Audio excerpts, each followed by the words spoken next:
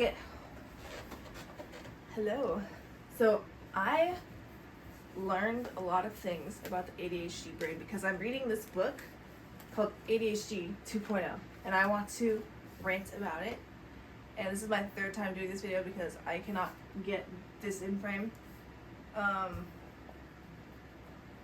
But if you can't see it, too bad, I'm not doing this again. So this is very important. So basically, I'm just going to talk about, this is so interesting to me. Like, this is so interesting to me. Basically, you have your brain. This is your brain. This whole thing, right? This is the cerebrum.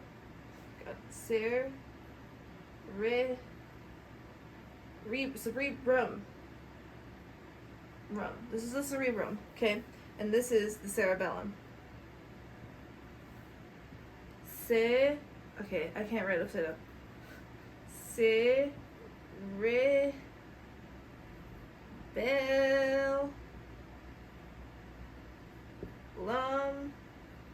Right here. Okay? So this is everyone's brain, actually. This isn't just ADHD, but this is actual everyone's brain. And basically, this is so interesting. We have 100 billion neurons in our brain, but only 25 billion are here and 75 billion are here. Which means that a quarter of your neurons are in here and 3/4 are in this tiny little thing right here. And you know why? Because this part of your brain is in charge of reflexes. Things like, and you're like, oh, we don't have that many reflexes. Yes, we do. Everything is a reflex. Walking, talking, thinking. No, not thinking. Well, walking, talking, breathing, drawing, writing, driving. A lot of complex tasks are reflexes in your brain. And they talked about like in the book, like, think about a football player. If they're like practicing, they're practicing in this part of their brain. They're like thinking of every single like formation, things like that in here. But when they're playing, everything goes to here. You can't make a huge decision in this part of your brain. Split second, you know what I mean? Like, you can't just like have a split second decision to toss the ball to another person in here. It's all in here.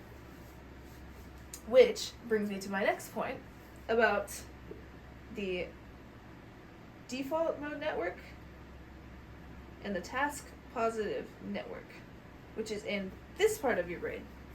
And the default mode network is basically like when you're daydreaming, when you're imagining, when you're not focusing, zoning out. And the task positive network is when you're focusing and learning and doing something productive, right? And when you're neurotypical, you can turn one off and the other one on, and turn the other one off and turn the other one on. They don't have to function at different times. They don't function at different times in a neurotypical brain.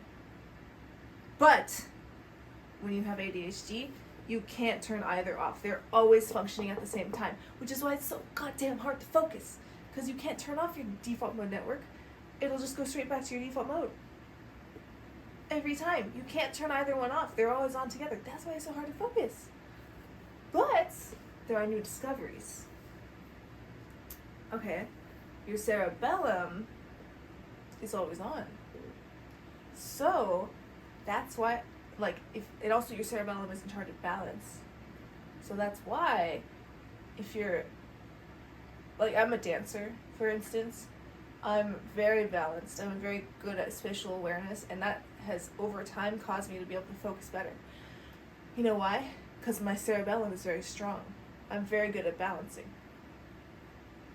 Which leads me to my next point.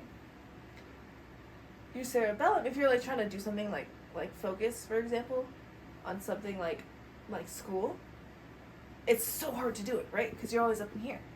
But because I took AP Lit, and I'm in college now and I have to do an essay like every single fucking week, I just go straight to the reflex part of my brain. That's why it can only take me like half an hour to do it, because I'm in my cerebellum. I'm just like, okay, another essay, reflex time. It's a reflex for me to write an essay. Isn't that insane? That's why it doesn't take me so fucking long. Because if I'm up here, and I'm like, oh, I have to do another essay, I have to focus, blah, blah, blah, I can't do it because I'm up here. So next time you're having trouble focusing, just be like, it's a reflex. and go down here. Isn't that crazy?